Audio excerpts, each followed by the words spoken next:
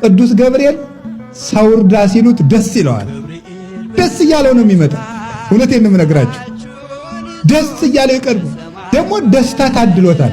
ቅዱስ ገብርኤል ትልቅ ደስታ ተሸክሞ ይመጣል። ያ ትልቅ ደስታ አማኑኤል ይባላል። እነሆ ትወልጃለሽ፣ ስሙን አማኑኤል ትይዋለሽ። አማኑኤል የሚለውን ስም ተሸክሞት የመጣ ቅዱስ ገብርኤል ነው። ሐዘን ለነበረበት ዓለም ለመጀመሪያ ጊዜ የመጀመሪያውን ደስታ ይዞት የመጣው ቅዱስ ገብርኤል ነው።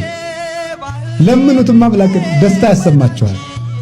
ከልቤ ነው እማምላክን እማምነውን የምናገር። ቅዱስ ገብርኤል የደስታ መልአክ ነው። መልአከ ሰላም ነው ቅዱስ ገብርኤል። አትፍሩ የሚል ፍርሃት የሚያርቅ መልአክ ነው። ዘካርያስ አትፍራ አለው። ፍርሃት ያርቃል፣ የተቋጠረ ይፈታል።